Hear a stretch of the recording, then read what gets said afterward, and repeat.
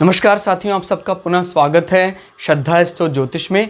आज हम लोग कवर करने वाले हैं वृश्चिक लगन की कुंडली में यदि बृहस्पति अष्टम भाव में बैठे हैं तो क्या फल है। हम ये भी कह सकते हैं वृश्चिक लगन की कुंडली में मिथुन राशि का बृहस्पति किस प्रकार का फल देता है। इससे पहले हम लोगों ने चैनल में सूर्य, चंद्रमा, मंगल और बुध की कंप्लीट वीडियो सीरीज अपलोड कर दी हैं। कोई भी व्यक्ति भृगु सरल पद्धति को आधार बनाकर ज्योतिष को सीखना चाहता है, हमारे चैनल को सब्सक्राइब कर सकता है। हम जल्दी ही सूर्य से लेकर राहु केतु तक 9 के 9 ग्रहों का 12 अलग अलग लग्न की 12 अलग अलग राशियों फल को अपलोड करने वाले हैं। इस अपलोडेशन को टाइमली पाने के लिए आप बेल आइकन दबाएं ताकि आपको सारा अपलोडेशन टाइमली मिल सके। मेरा नाम है सनत कुमार वाजपेयी।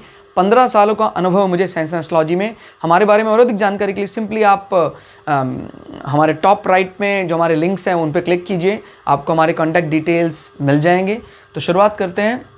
लग्न से गिनते अगर एंटी क्लॉकवाइज तो ये आता है अष्टम भाव, 8वां भाव। फिलहाल ये मिथुन राशि बृहस्पति बैठे हैं। दोस्तों, अष्टम भाव क्या बताता है? अष्टम भाव हमारे जीवन में आयु भाव कहा जाता है। जीवन में आयु देखनी है किसी की तो वह अष्टम भाव से देखी जाती है। अष्टम भाव हमें ये भी बताता है कि हमारे जीवन में मुख्य रूप से किस प्रकार की बाधाएं आएंगी, मृत्यु का कारण क्या होगा। अष्टम भाव हमें मृत्यु का दूसरा सिनोनिम जो मोक्षा की तरफ भी लेकर जाता है। अकल्ट साधनाएं, जीवन में सिद्धि पाने की इच्छा, ये सब अष्टम भाव से देखा जाता है। अष्टम भाव हमारे लिंग की बात करता है। अष्टम भाव लैंगिक सुखों की बात करता है और ये मूलाधार चक्र एक्टिवेशन यहीं से शुरू होता है। अगर ये बड़ा अच्छा पुष्ट है, अच्छे ग्रहों की दृष्टि है, तो ये हमारे मूलाधार चक्र को एक्टिवेट करने में सफल होता है व्यक्ति और वहाँ से लेकर आज्ञा चक्र और मणिपूरक तक पहुँच पाता है। तो ये एक अच्छी स्थिति बताता है। और अष्टम भाव हमारे ससुराल पक्ष को भी रिप्रेजेंट करता है। छुपा हुआ धन, पेट्रोलियम, रिसर्च, इस प्रकार की चीज़ें हम यहाँ से देखते हैं। तो फिलहाल बृहस्पति जैसे ग्रह जो इस कुंडली के लिए शुभ है, जो 5वें भाव का स्वामी है और जो धन भाव का स्वामी, उनका अष्टम भाव में बैठना कोई इतना ज़्यादा ऑस्पिशियस तो नहीं माना जा सकता। अब ये एक प्रकार की चिंता में ग्रसित हो गए क्योंकि एक तो ये राशि इनको बहुत ज़्यादा अच्छी नहीं लगती है। मिथुन राशि है बुध का रोमांटिक फेज। तो अगर इस राशि का मालिक मजबूत स्थिति में ना हो तो इस राशि का बृहस्पति को कोई सपोर्ट नहीं मिल पाएगा और ज़्यादा गर्त में जा सकता है व्यक्ति। तो इस कंडीशन में व्यक्ति बृहस्पति भी कहीं ना कहीं कह सकते हैं दोष में लिप्त हो गया। तो इसमें हम क्या कह सकते हैं, आपके धन भाव का स्वामी अष्टम भाव में जाके पीड़ित अवस्था में है तो कहीं ना कहीं आपके धन से, एसेट से संबंधित दिक्कतें उसकी बात कर रहा है। लेकिन यहाँ बैठने के बावजूद ये जो दृष्टि बनाए हुए है तो कहता है वो समय समय पर कभी कभी आपको एहसास दिलाता रहता है कि हाँ, कि आपके एसेट्स में मैं बढ़ोतरी करूँगा। बट ये कोई अच्छे संकेत नहीं है बहुत ज़्यादा, क्योंकि इसके स्वामी को बहुत अच्छा होना चाहिए अच्छी अवस्था में, तो आपके मॉरल वैल्यू भी अच्छी होती हैं। तो इनकी प्रॉमिसिंग नेचर को भी हम ज़्यादा अच्छा नहीं कह सकते हैं। बृहस्पति सिर्फ नज़र बना रहा है लेकिन खुद काफ़ी ज़्यादा ऐसी स्थिति में जो प्राय इन हाउसेज में 6, 8, 12 में इन प्लैनेट्स को नहीं आना चाहिए। क्लियर हो गया।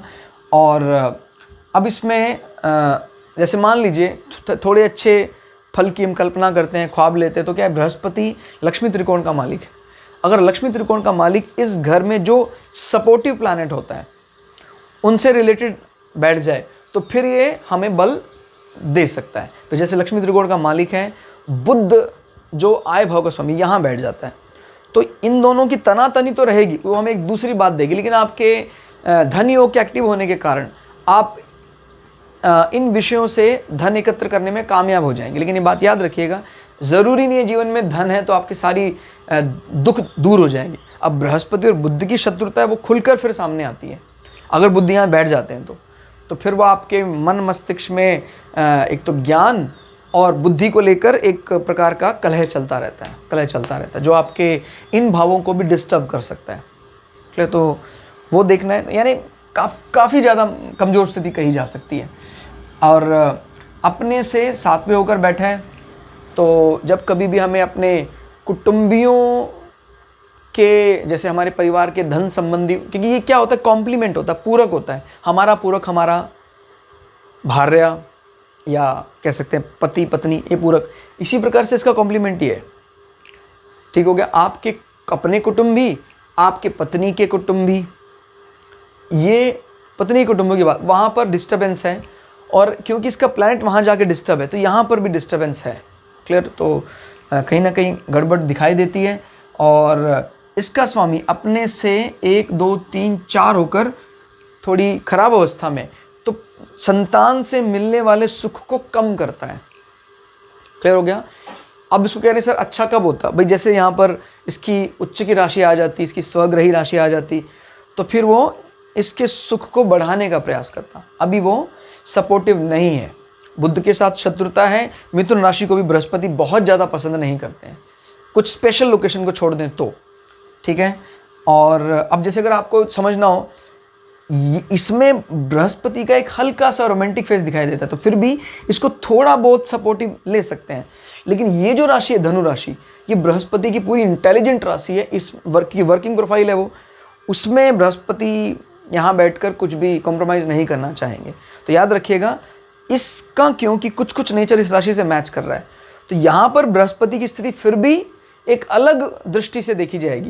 लेकिन यहाँ पर बृहस्पति का माने सिटिंग अलग ढंग से देखनी है आपको, यानी ये नेगेटिव ज़्यादा है, आपके रिसोर्सेज, आपकी प्राइमरी एजुकेशन को ख़राब कर रहा है। और जब इसका स्वामी यहाँ बैठता है तो कहीं ना कहीं रिसर्च में इन्वॉल्व होते हैं आप, हिडन चीज़ों को जानने का प्रयास करते हैं आप, ठीक है। और बृहस्पति की दृष्टियों की बात अगर हम करें तो 1 2 3 4 5 बृहस्पति यहाँ से बैठकर, हालांकि हो सकता है जीवन के अंतिम पड़ाव में वो सुख दिलाने वाला हो, लेकिन जहाँ हम लौकिक सुख के ख्वाब लगाए बैठे हैं कि जीवन में सारे सुख सुविधाएं मिले हमें, उसके लिए आपने अपने अष्टम भाव में कमज़ोर बृहस्पति 12वें भाव में अनावश्यक व्यय को बढ़ाने वाला है। क्लियर हो गया? और बृहस्पति डायरेक्टली इनडायरेक्टली व्यय को आपके एजुकेशन और आपके एसेट से जोड़ रहा है। क्लियर हो गया? तो वो जो भी आपने इन्वेस्टमेंट खर्चा किया है आपको सही समय पर सही फ़ायदा नहीं देकर जाएगा। क्लियर? क्योंकि बृहस्पति काफ़ी डिस्टर्ब है इस समय, तो पंचम भाव माने 5वीं दृष्टि से 12वें भाव पे कोई ज़्यादा अच्छा प्रभाव नहीं पड़ रहा है। फिर इसमें 5 6 7 कहीं कभी ना कभी थोड़ा बहुत आपके ससुराल पक्ष से आपके एसेट्स को बढ़ाने के लिए सपोर्ट मिलता रहेगा। क्लियर? और फिर इसमें 8 9 बृहस्पति आपके अपने घर के लिए दृष्टि मार रहे हैं, वो दृष्टि फिर भी आपको सुख देने वाली है। कारण क्योंकि ये एक तो मोक्ष हाउसेज है, काम की बात करता है, माने शांति की बात करता है। और बृहस्पति कुंभ राशि में वो एग्रेशन जो मकर राशि का वो नहीं शो करेंगे। हालांकि हमें पता है कि बृहस्पति खुद कमज़ोर स्थिति में है, बट फिर भी मोक्षा रिलेटेड इशू आपके घर में जो ईश्वरीय अध्ययन करने का, बिकॉज आपके एजुकेशन इंटरेस्ट को बताता है, तो वो इंटरेस्ट एक्टिवेट रखेगा। स्पेशली जो अकल्ट की तरफ व्यक्ति अगर बढ़ता है तो यही इसके लिए एक रेमेडी का काम करेगा। क्लियर हो गया? इन चीज़ों को संतोषजनक मान ले कि नहीं यार, जीवन में ये आता रहता है इस प्रकार का कष्ट, तो अगर वो इन चीज़ों को एक्टिव करता है तो ये एक अच्छा माहौल बनाएगा आपके घर में। बहुत अधिक सुखों की कामना के लिए आपके शनि का भी बहुत मजबूत होना ज़रूरी है। खाली बृहस्पति की दृष्टि अभी 4 चांद नहीं लगा पा रहा है, बिकॉज 30% मार्क्स में ये देने के लायक ही नहीं हो पा रहा है वो 30% एडिशनल नॉलेज। याद रखिएगा 70% इस घर के मालिक के पास होती है, 30% अभी 30% काफ़ी डिस्टर्ब है, यानी 30% मुश्किल से 10-15% निकाल पा रहा है, डिलीवर कर पा रहा है। तो हालत बड़ी ज़्यादा नाजुक है अष्टम भाव में।